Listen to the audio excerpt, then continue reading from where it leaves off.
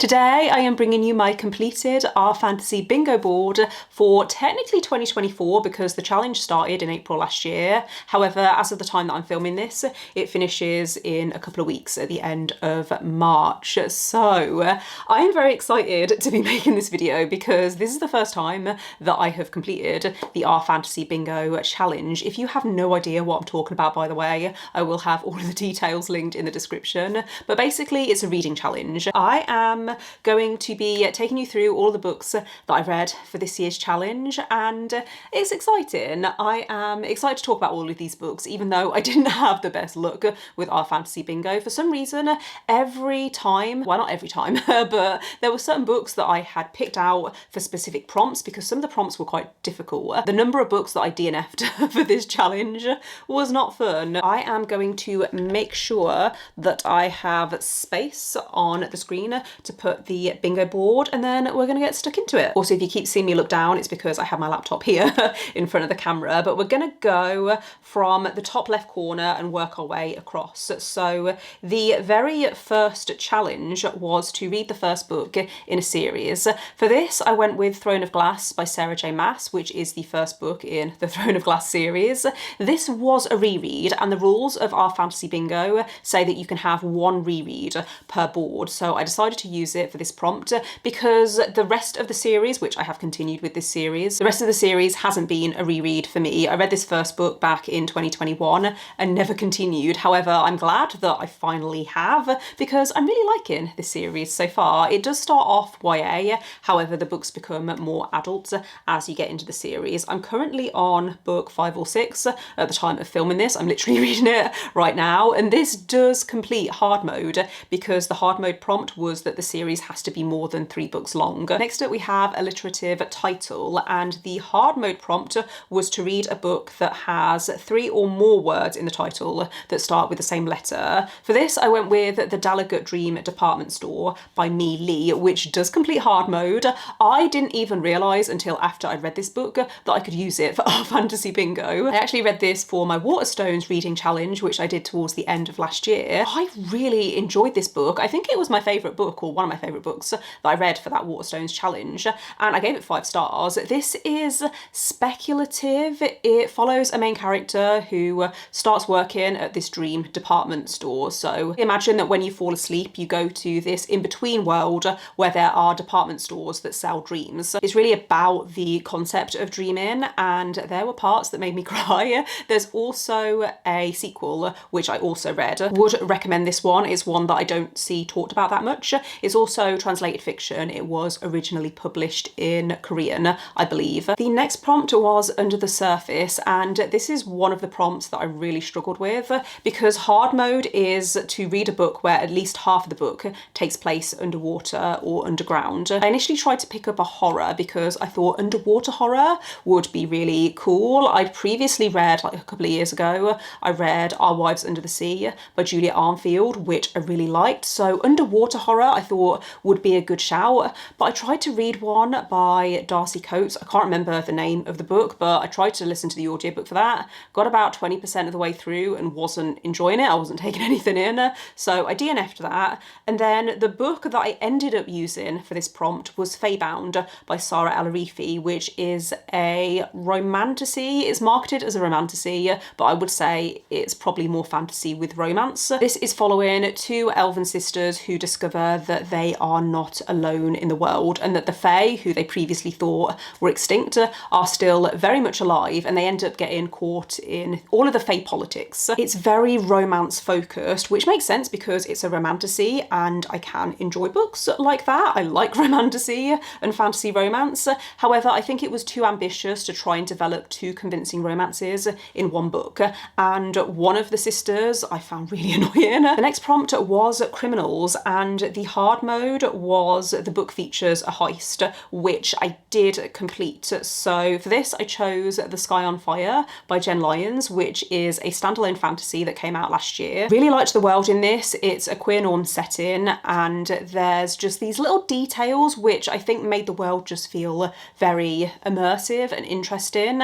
However, the characters themselves I kind of struggled with. It's very plot forward and it was fun, but nothing that has really stuck with with me, so I think I gave this one 3 stars in the end. I would still be interested in reading more books by Jen Lyons because I think if I got stuck into a series written by her, then I would potentially like it a little more. The next prompt was dreams, and the hard mode for this I did not complete because the hard mode was the dreams that cannot be mystical or magical. Do you know how hard it is to find a fantasy book that has dreams, but those dreams are not magical? I knew that I was going to struggle to find a book to fit this prompt without actually reading the book first. Usually if dreams are mentioned in the synopsis, it's because there's dream magic, things like that. So I didn't complete hard mode for this, but the book that I read for it was Mask of Mirrors by M.A. Carrick, and I loved this book. I loved this series because I did end up continuing the series. It's one of my favourite series now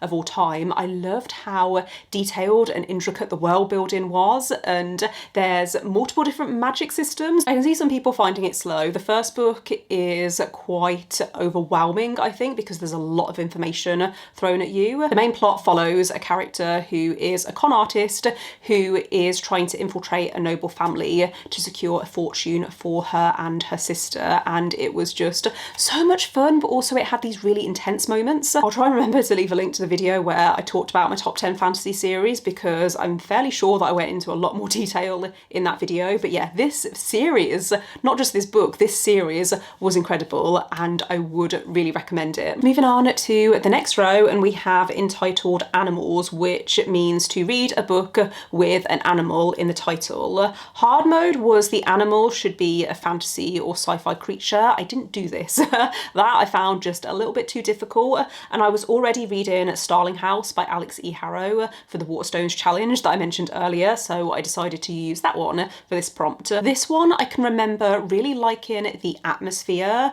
however the plot seemed to drag a little bit, and I can remember feeling a little bit confused about the main character. I felt like her thoughts were quite erratic and not consistent, so did I give this one like a 3 or a 3.5 in the end? It was okay. I did prefer The Once and Future Witches by this author, and I still have The 10,000 Doors of January that I need to read. Next up we have Bards, which is pretty self-explanatory. The prompt was to read a book that has a character who's a bard or a storyteller or some kind of musician. This one I actually struggled with because I don't tend to read that type of fantasy. Annoyingly, the month before our fantasy bingo started, I read The Name of the Wind by Patrick Rothfuss, which does have a musician as a main character, but obviously I couldn't count that. I was going to read A River Enchanted by Rebecca Ross because that was a book that I saw being recommended loads, and apparently it does have a character who's explicitly called a bard.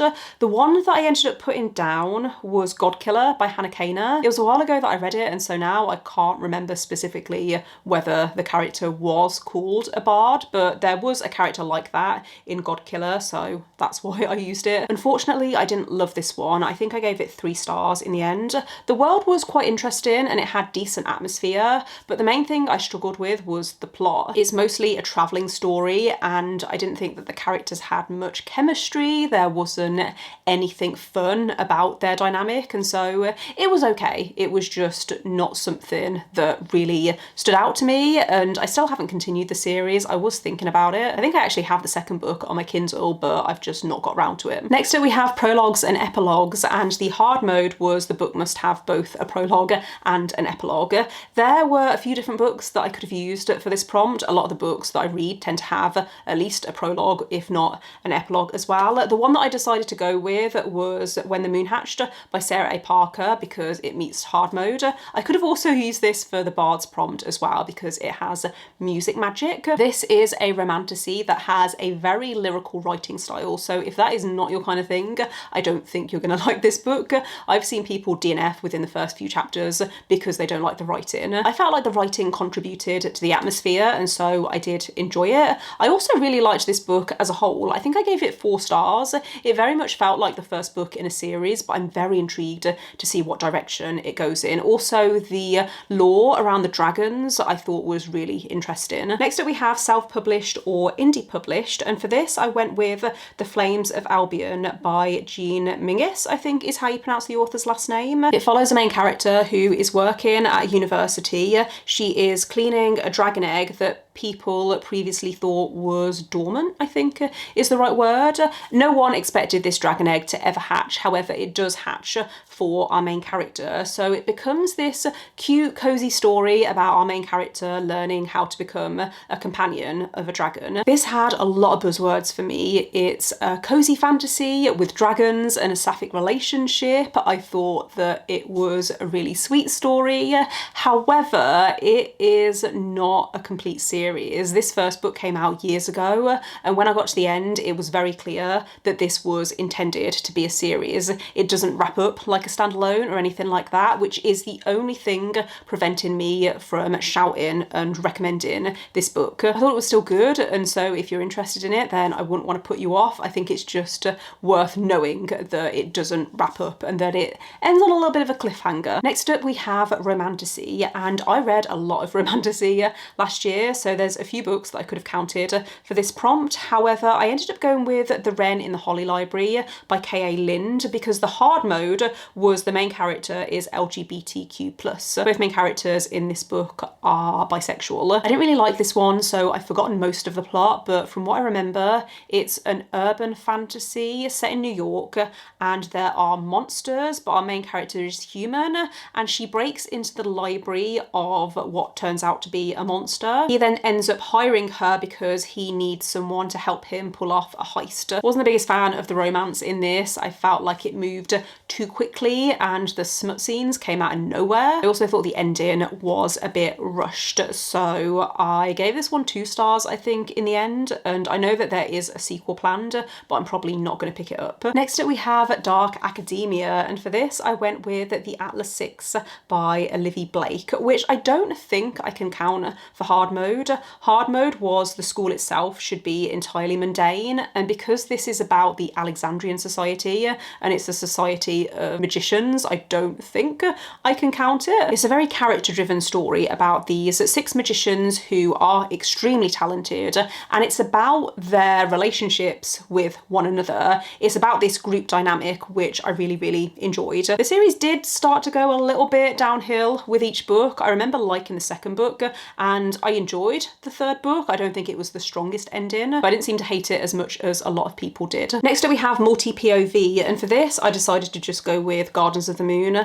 by Stephen Erickson. The hard mode was the book should have at least 5 character points of view, and I think this has at least that, if not more. This is the first book in the Malazan Book of the Fallen series, which I am 2 books in and enjoying it so far. I liked the second book more than the first book. I'm also planning on picking up the third book in April, hopefully, maybe towards the end of March. The next prompt was published in 2024, and for this I went with The Familiar by Leigh Bardugo. Unfortunately, this doesn't meet hard mode because it's not the author's first published novel. However, I did enjoy this. I thought it was a fun standalone fantasy. It's set during the Spanish Inquisition in Spain. The plot was interesting and I liked the setup and the atmosphere in the beginning. However, the second half I felt focused too much on this romance that I was just not interested in. For character with a disability, I read Fourth Wing by Rebecca Yarros. This also hits hard mode because the main character is the character who has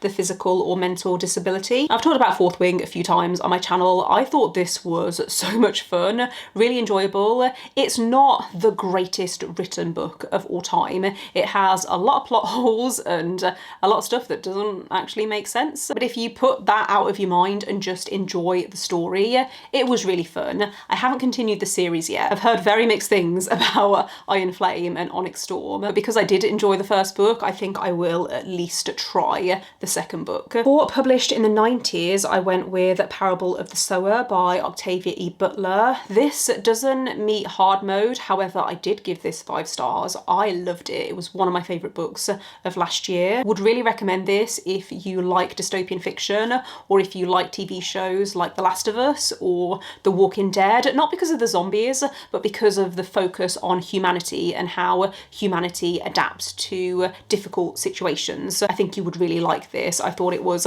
fantastically written, and I loved how it was told through a series of diary entries. I listened to the audiobook and I felt like I knew this main character. The next prompt was Orcs, Trolls and Goblins, Oh My, which I found the hardest prompt on the board. I don't tend to read books about orcs, trolls, or goblins. Oh my. I was kind of hoping that I would just stumble across a book that happens to count for this prompt, and the book that I ended up using was Assistant to the Villain by Hannah Nicole Mayra. It doesn't count for hard mode, but honestly, I'm just relieved that I managed to tick off this prompt because I was struggling. I was going to read The Black Tongue Thief by Christopher Buehlman because my partner's read it and really liked it. Read the first few chapters and didn't like the writing style, so I DNF'd that pretty quickly. Assistant to the Villain is a really difficult book to recommend because I've seen people reading it and hating it, and I can understand why, because it's a very humorous book, and I think if you don't like the humour, then you're going to hate the book. You will know, I think, from the first chapter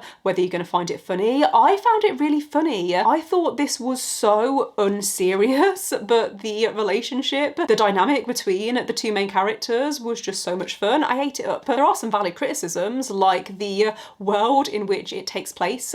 It feels like a very generic medieval fantasy world, and well, basically, I don't think I've actually explained what this is about. The main character accepts a job working for the villain of this world, and the villain, is he really a villain? We're told he's a villain, but we're not really shown. I didn't care. I just thought it was fun, and I do plan on reading the sequel. I know there's also going to be a third book at some point as well. Next up we have space opera, and for this I went with A Long Way to a Small Angry Planet by Becky Chambers, which also meets hard mode. Hard mode is to read from an author of a marginalised gender identity. I read this recently and it was just so cute and cosy. It's about the crew of the ship called the Wayfarer, and their job is to punch holes through space to allow for better transport links and things like that. But it's really about these characters and their relationships, and it was just so cozy, so wholesome. I loved the found family. This was one of my favourite books that I read for our fantasy bingo. It's one of my favourite books that I've read so far this year. The next prompt was author of colour, and for this I went with Law of the Wilds by Annalie Sabrana, which does also meet hard mode. Hard mode is it must be a debut novel published in the last 5 years, and this came out last year. I got this through the Fairy Loot Romantasy subscription before I cancelled my subscription, and I was really excited for it because the cover is beautiful. It's about a young woman who is taken by the Fae because they need someone to work in their magical library, and I love magical libraries. We didn't actually spend that much time in the magical library, unfortunately, and there was so much crammed into this book. There weren't any slower moments where we could really sit with the characters and see them process their emotions. Also, there's a love triangle, and I don't think the main character had chemistry with either love interest. I know there's going to be a sequel. I think it's going to be a duology, but I don't think I'm going to continue. Next up we have Survival, and for this I went with She Who Became the Sun by Shelley Parker Chan, which does also meet hard mode. Hard mode is no superviruses or pandemics. This is about a main character who is trying to survive in the world. In the beginning, she is told that her brother is destined for greatness, whereas she is destined to do nothing. She decides to go out into the world and try and live up to her brother's destiny, and it started off so well. However, this is historical fantasy with a heavy focus on the historical. It became more military focused, and even though it had some interesting discussions on gender identity that I appreciated, the plot itself wasn't very compelling in my opinion, so I gave it 3 stars and I didn't continue the series. The final prompt on this row is judge a book by its cover, and for this I went with 6 Crimson Cranes by Elizabeth Lim. I don't think I can count this for hard mode because even though when I bought this book years ago, I bought it purely for the cover, I had since read the blurb by then, so I haven't counted it for hard mode. However, this is a book that I wanted to read because the cover is so stunning. This is about a princess who is exiled and her brothers are all turned into cranes. She is not allowed to speak because if she speaks, then for every word that she says, one of her brothers will die. It had this very whimsical atmosphere that I really liked, so yeah, would recommend this if you like YA fantasy. I have been talking for so long, I just had to change my camera battery over, but we're almost there. We only have one more line left to go through.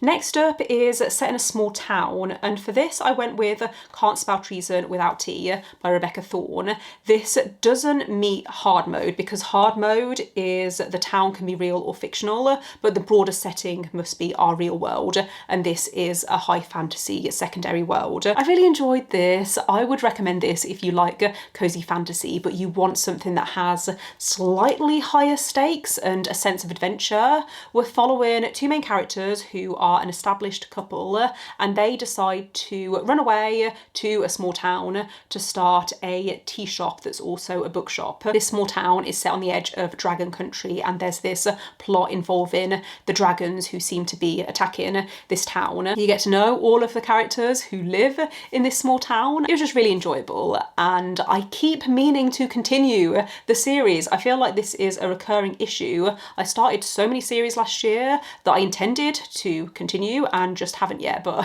I do have the second book, and I know that the third book came out recently. Next up we have 5 short stories, which is pretty self-explanatory.